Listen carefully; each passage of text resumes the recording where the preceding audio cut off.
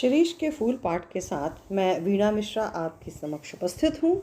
इस पाठ के लेखक हैं श्री हजारी प्रसाद द्विवेदी जी। सुविधा की दृष्टि से हमने इस पाठ को 2 भागों में विभाजित किया है ताकि हम इस लंबे पाठ को, जो समझ के स्तर पर थोड़ा कठिन भी है, आसानी से समझ सकें। तो आइए सबसे पहले हम देखते हैं हजारी प्रसाद द्विवेदी जी का जीवन परिचय। हजारी प्रसाद द्विवेदी जी का जन्म हुआ था 1907 में आरत दुबे का छपरा बलिया उत्तर प्रदेश में। इनकी रचनाएं जो आप यहाँ पर देख सकते हैं, इनकी रचनाओं में इन्होंने इतिहास से संबंधित भी कुछ रचनाएं लिखी हैं।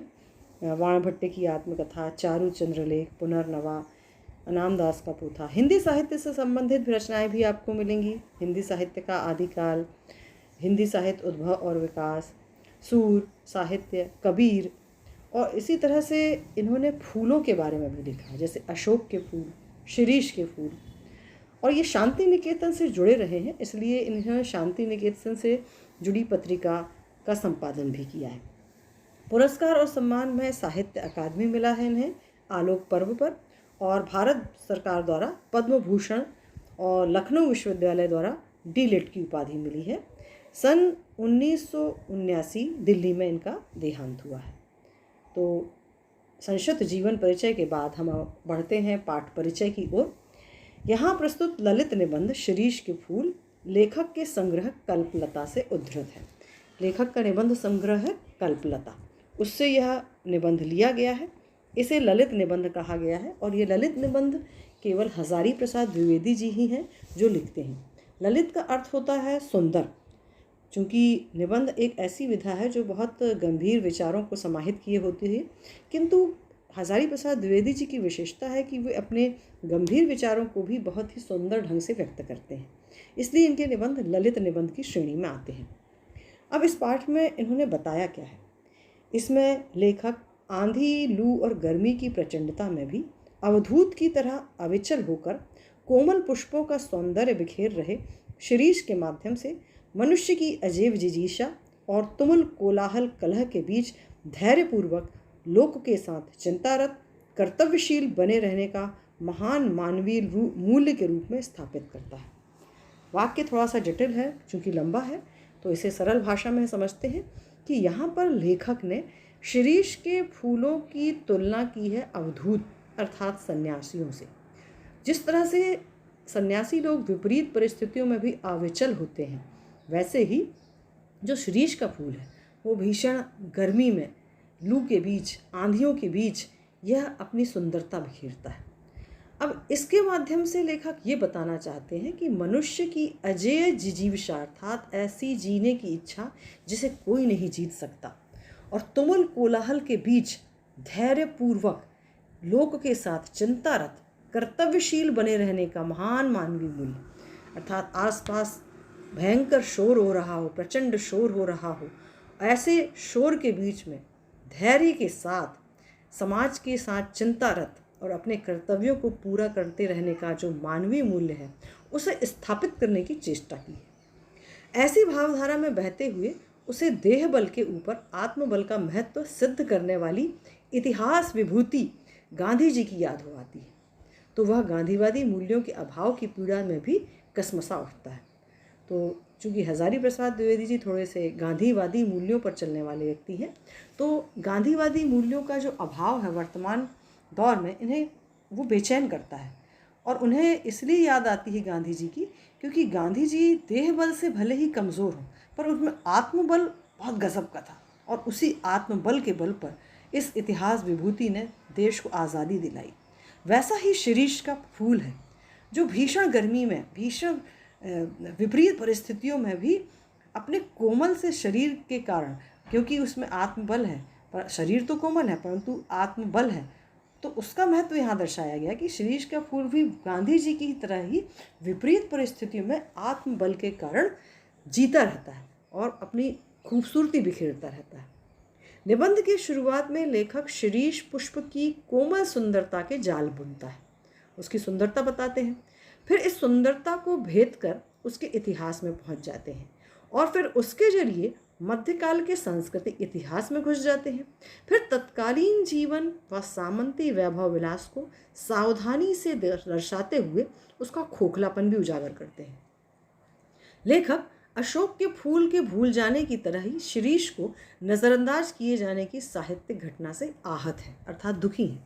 जिस तरह से साहित्य में अशोक के फूल को नज़रअंदाज किया गया है, उस पर किसी ने ध्यान नहीं दिया, वैसे ही इनको भी लगता है कि शिरीष के फूल को भी हमने साहित्य में नज़रअंदाज कर दिया है। उनके अनुसार योगी की अनासक्त शून्यता और प्रेमी की सरसपूर्णता, ये दोनों चीज़ें एक साथ उपलब्ध हो जाती हैं तो सतकवि बन जाता है। अर्थात वो व्यक्ति जिसमें एक योगी की अनासक्त शून्यता हो, अर्थात वो किसी भी आकर्षण में लिप्त ना हो, और एक प्रेमी के सरसपूर्ण भाव हो, तो ये दोनों चीज़ यदि हों तो वो सतकवि होता है, सच्चा कवि होता है। ऐसा कवि ही समस्त प्राकृतिक और मानवीय वैभव में रमकर भी चुकता नहीं और निरंतर आगे बढ़ते जाने की प्रेरणा देता है। तो यहाँ आप देखेंगे कि शिरीष के फूल में हमको बहुत सी चीज़ों के बारे में जानने मिलेगा। शिरीष के पुराने फलों की अधिकार लिप्सु खड़खड़ाहट आप चित्र में देख सकते हैं। पुराने फल लगे हुए हैं जो एकदम सूखे हुए हैं, ठीक है। तो पुराने फलों की अधिकार लिप्सु खड़खड़ाहट, अर्थात उनमें अधिकार का लालच है अपना, वो अपना अधिकार छोड़ना नहीं चाहते और सूखने के बाद भी खड़खड़ाते रहते हैं, और नए पत्ते फलों द्वारा उन्हें धकिया कर बाहर निकालने में लेखक साहित्य, समाज व राजनीति में पुरानी और नई पीढ़ी के द्वंद्व को संकेतित करता है तथा स्पष्ट रूप से पुरानी पीढ़ी और हम सब में नएपन के स्वागत का साहस देखना चाहता है। जिस तरह से इस शिरीष के पेड़ में नए फल, नए फूल आ गए हैं, आप गुलाबी पीले से रंग के फूल देख सकते हैं, वो शिरीष के फूल हैं। ये गुलाबी रंग में भी आते हैं, पीले रंग में भी आते हैं। नए पत्ते आए हैं, किंतु नए पत्ते, नए फूल आने के बाद भी जो पुराने फल हैं वो खड़खड़ा रहे हैं, पर वो उस जगह को छोड़ नहीं रहे हैं। तो इसके जरिए लेखक हमको ये बताना चाहता है कि साहित्य में, समाज में और राजनीति में पुराने लोग अपने अधिकार को छोड़ना नहीं चाहते और नई पीढ़ी अपना स्थान बनाना चाहती है। तो दोनों में द्वंद्व दिखाई देता है और उसी द्वंद्व को यहाँ उन्होंने दिखाया है। तो वे कहना चाहते हैं कि पुरानी पीढ़ी को नए लोगों का स्वागत करना चाहिए, ये साहस दिखाना चाहिए। इस निबंध का शिल्प इसी में चर्चित इक्षुदंड की तरह है। इक्षुदंड अर्थात गन्ना।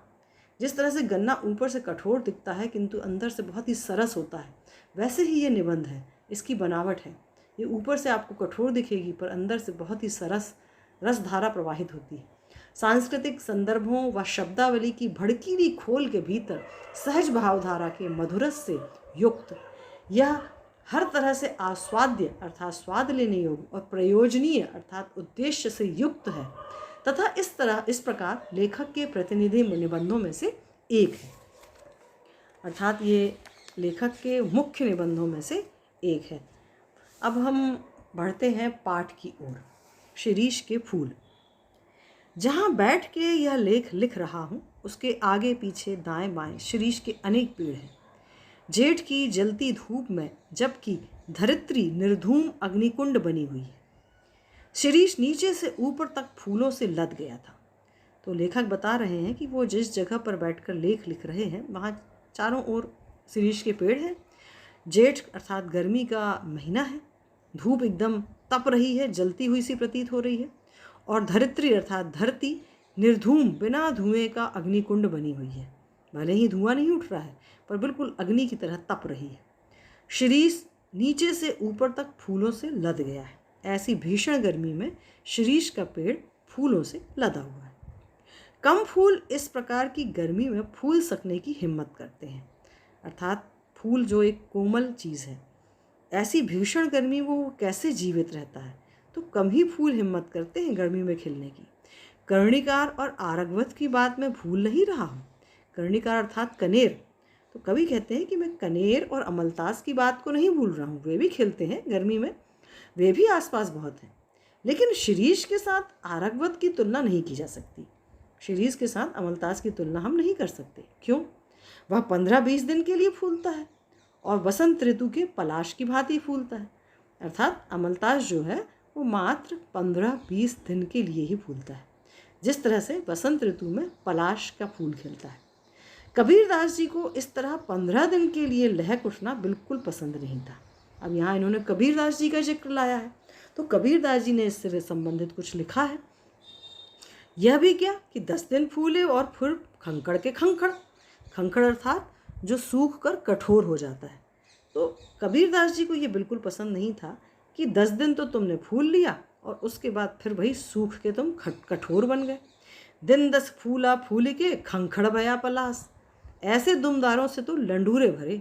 लंडूरे अर्थात पूंछ विहीन, बिना पूंछ के, दुमदार अर्थात पूंछ वाले। तो कबीरदास जी का कहना है कि 15 दिन के लिए खिलना कोई अच्छी बात नहीं है। 10 दिन फूले और उसके बाद सूख गए, ऐसे पूंछ वालों से तो बिना पूंछ वाले ज़्यादा अच्छे। अब यहाँ उन्होंने तारीफ की है फूल शिरीष की। फूल है शिरीष, वसंत के आगमन के साथ लहक उठता है। जैसे ही बसंत ऋतु आती है ये खिल उठता है। आषाढ़ तक तो निश्चित रूप से मस्त बना रहता है। आषाढ़ बारिश का महीना शुरू हो जाता है, तब तक ये मस्त खिला रहता है। मन रम गया तो भरे भादों में भी निर्घात फूलता रहता है। निर्घात अर्थात बिना आघात के, बिना चोट के। तो यदि मन रम गया, मन लग गया, तो भादों के महीने तक भी बिना किसी रुकावट के फूलता रहता है। जब उमस से प्राण उबलता रहता है और लू से हृदय सूखता रहता है, एकमात्र शिरीष कालजयी अवधूत की भांति जीवन की अजेयता का मंत्र प्रचार करता रहता है। उमस जो गर्मी में हमें महसूस होती है, भीषण गर्मी, तो उमस के समय जब हमारे प्राण उबलते हैं, लू से हमारा हृदय सूख जाता है, ऐसे समय में शिरीष ही है जो कालजयी अर्थात कालों तक जीवित रहने वाले एक सन्यासी की भांति जीवन की अजेयता का मंत्र फैलाता है। ये फैलाता है कि जीवन अजेय है, इसे कोई नहीं जीत सकता। यद्यपि कवियों की भांति हर फूल पत्ते को देखकर मुग्ध होने लायक हृदय विधाता ने नहीं दिया है। कवियों का हृदय होता है जो हर फूल पत्ते को देखकर आकर्षित हो जाता है। तो लेखक बोल रहे हैं कि मेरे पास तो वैसा हृदय ईश्वर ने नहीं दिया है, पर नितांत ठूंठ भी नहीं हूँ। ठूंठ अर्थात बिना पेड़ फूल पत्ते का भी नहीं हूँ, थोड़ा बहुत रस है मुझ में। शिरीष के पुष्प मेरे मानस में थोड़ा हिल्लोल जरूर पैदा करते हैं। हिल्लोल अर्थात लहर, थोड़ी सी हलचल पैदा कर देते हैं। तो शिरीष के फूल को देखकर लेखक बोल रहे हैं कि मेरे मन पटल पर थोड़ी सी लहरें अवश्य पैदा होती हैं। तो यहाँ शिरीष की सुंदरता का वर्णन तो लेखक ने किया ही है, साथ ही उसकी विशेषता बताई है कि वो भीषण गर्मी में भी कैसे फूलता है। आगे बढ़ते हैं। यहाँ पे देखिए मैंने कुछ चित्रों के माध्यम से आपको फूलों का परिचय कराया है। जो पीले रंग का फूल है, पहला चित्र अमलताश का है। पलाश उसके नीचे है ऑरेंज कलर का। गुलाबी, पीच कलर और पीला कलर का जो है वो कनेर है, इसे कनेर कहते हैं। तो ये सभी फूल गर्मी में फूलते हैं, पर इनका दिन जो फूलने का समय होता है वो उतना लंबा नहीं होता है जितना लंबा शिरीष का होता है। इसलिए लेखक के अनुसार शिरीष का फूल इनसे ज़्यादा लंबे समय तक फूलता है और इसीलिए उसका महत्व यहाँ उन्होंने प्रतिपादित किया है। आगे बढ़ते हैं। शिरीष के वृक्ष बड़े और छायादार होते हैं। तो यहाँ आप समझ सकते हैं शिरीष का वृक्ष बहुत बड़ा होता है और छाया भी देता है। पुराने भारत का रईस जिन मंगलजनक वृक्षों को अपनी वृक्ष वाटिका की चहार दीवारी के पास लगाया करता था, उनमें एक शिरीष भी है। तो पुराने समय में भारत में जो रईस अर्थात अमीर लोग होते थे, वो कुछ मंगलजनक अर्थात शुभदायक पेड़ अपनी बगीचे में लगाते थे। बगीचे में जो बाउंड्री होती है चहार दीवारी, उसके पास लगाते थे। उसमें से एक शिरीष भी है। इसका वर्णन किसमें किया है? बृहद संहिता। नीचे आप चित्र देख सकते हैं, बृहद संहिता, ये वराह मिहिर के द्वारा लिखी गई है रचना। तो इसमें इसका वर्णन है।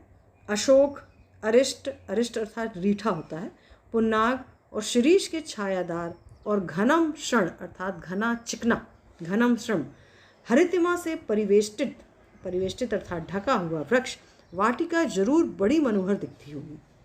तो यहाँ लेखक बोल रहे हैं कि अशोक के पेड़, रीठा के पेड़, पुन्नाग, शिरीष के छायादार पेड़, घने चिकने हरियाली से युक्त पेड़ देखकर कभी लेखक ये कल्पना करते हैं कि बगीचा बहुत सुंदर दिखता होगा। वात्सायन में कामसूत्र में बताया है। वात्सायन एक लेखक है, इनका ग्रंथ है कामसूत्र। इन्होंने कामसूत्र में बताया है कि वाटिका के सघन अर्थात घने छायादार वृक्षों की छाया में ही झूला लगाया जाना चाहिए। अर्थात बगीचे में जब छायादार पेड़ होते हैं तो उनकी छाया में ही जो प्रेखा डाला जाता है, दोला जिसमें स्त्रियां झूलती हैं, वो लगाया जाना चाहिए। यद्यपि पुराने कवि बकुल के पेड़ में ऐसी दोलाओं को लगा देना चाहते थे। बकुल का पेड़ आप देख सकते हैं, यहाँ पे एक पेड़ में एक महिला झूल रही है झूला, तो हमने चित्र के माध्यम से दिखाया कि इसको दोला कहते हैं, झूला कहते हैं। तो ऐसे झूले बगीचे में लगाए जाने चाहिए।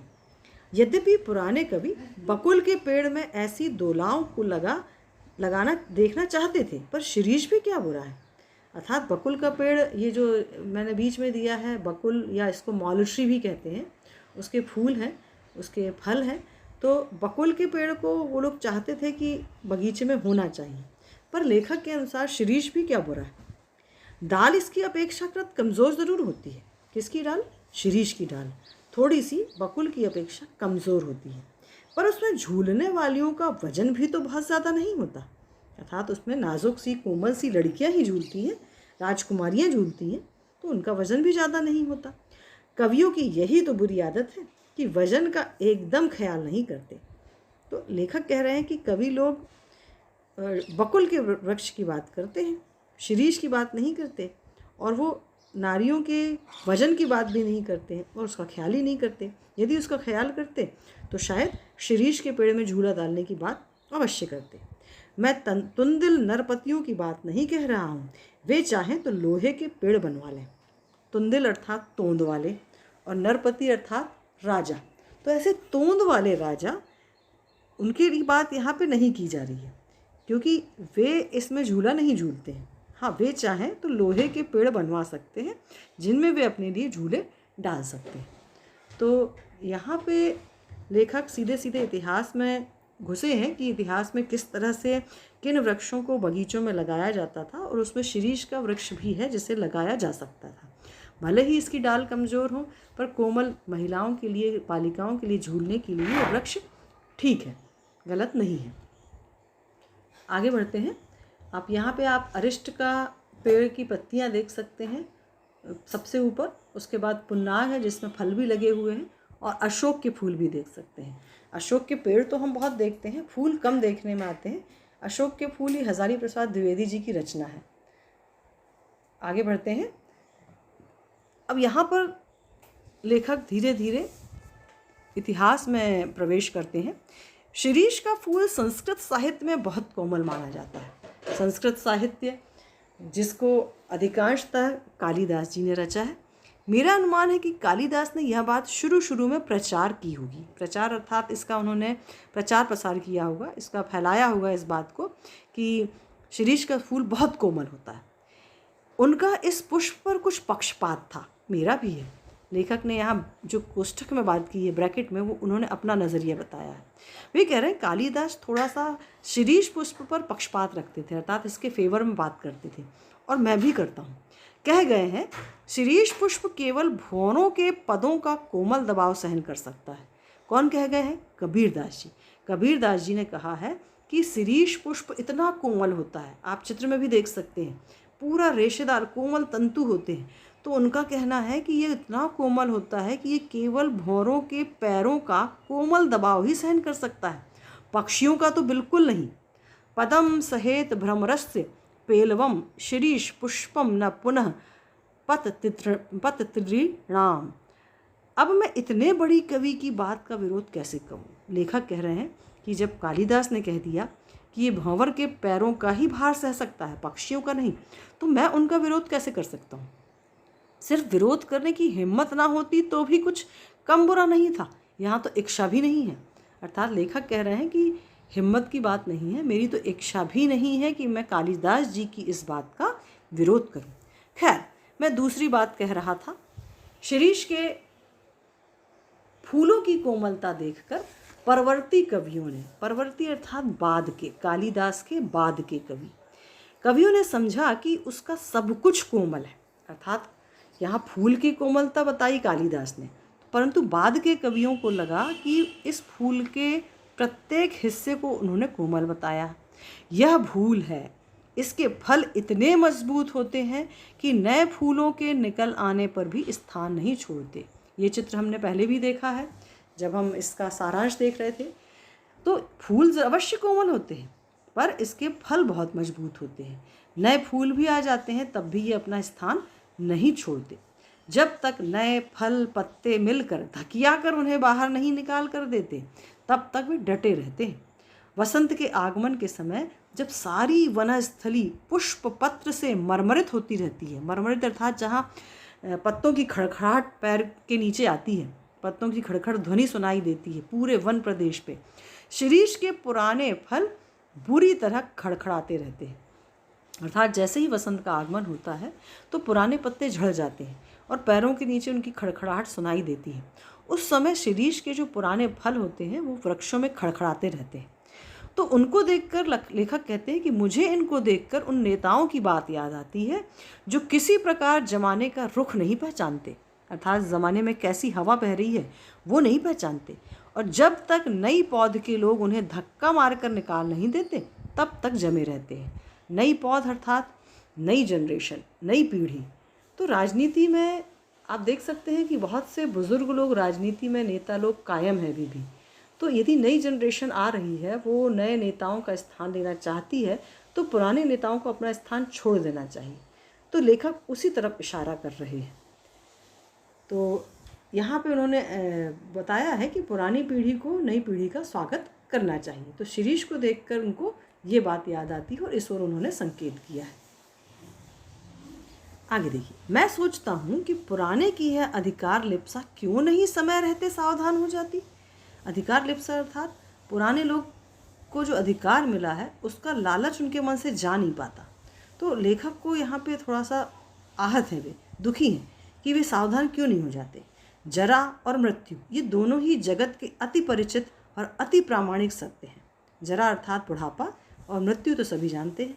तो बुढ़ापा और मृत्यु ये सबको परिचित, सब परिचित हैं इससे, और इसे सबूत देने की भी ज़रूरत नहीं है कि ये सभी को आते हैं। तुलसीदास ने अफसोस के साथ इनकी सच्चाई पर मुहर लगाई थी। धरा को प्रमाण यही तुलसी, जो फरा सो झरा, जो बरा सो पुताना। अर्थात धरती को ये प्रमाण देने की ज़रूरत नहीं है तुलसीदास जी के अनुसार कि जो फलता है वो झड़ता अवश्य है, और जो बरा अर्थात जलता है वो बुझता भी अवश्य है। तो जिसने जन्म लिया है वो मृत्यु को भी अवश्य ही प्राप्त होगा। मैं शिरीष के फूलों को देखकर कहता हूँ कि क्यों नहीं फलते ही समझ लेते बाबा कि झड़ना निश्चित है। तो यहाँ लेखक शिरीष पे व्यंग कर रहे हैं, शिरीष के माध्यम से उन नेताओं पर व्यंग कर रहे हैं जो ये क्यों नहीं समझ लेते कि एक समय के बाद उनको अपना स्थान छोड़ना होगा। सुनता कौन है। महाकाल देवता सपा सब कूड़े चढ़ा रहे हैं, जीर्ण और दुर्बल झड़ रहे हैं। महाकाल देवता अर्थात मृत्यु के देवता, वो लोगों को कोड़े चढ़ा रहे हैं। जो कमज़ोर हैं, जिनमें बल नहीं है, वो तो झड़ जाते हैं। जिनमें प्राणकण थोड़ा भी ऊर्ध्वमुखी है वे टिक जाते हैं। अर्थात जिनमें प्राणों में थोड़ी शक्ति है वो ऊर्ध्वमुखी अर्थात ऊपर मुख करके हैं, वे टिके रहते हैं। दुरंत प्राणधारा और सर्वव्यापक कालाग्नि का संघर्ष निरंतर चलता रहता है। दुरंत अर्थात जिसका विनाश मुश्किल है, ठीक है, और प्राणधारा अर्थात ऐसी जीवनी शक्ति जो काल रूपी अग्नि, और जीवनी शक्ति और कालाग्नि अर्थात काल रूपी अग्नि। तो यहाँ पे दोनों का संघर्ष चलता रहता है। एक के बीच, एक के हृदय में कभी नष्ट नहीं होने वाली प्राणधारा है, तो दूसरी तरह कालाग्नि है अर्थात मृत्यु की अग्नि है। दोनों के बीच संघर्ष चलता है। मूर्ख समझते हैं कि जहाँ बने हैं वहीं देर तक बने रहें तो काल देवता की आँख से आँख बचा जाएंगी। अर्थात जो लोग मूर्ख हैं उनको लगता है कि चुपचाप जिस स्थान पर हम डटे हैं उसी स्थान पर डटे रहें तो मृत्यु हमें देख नहीं पाएगी।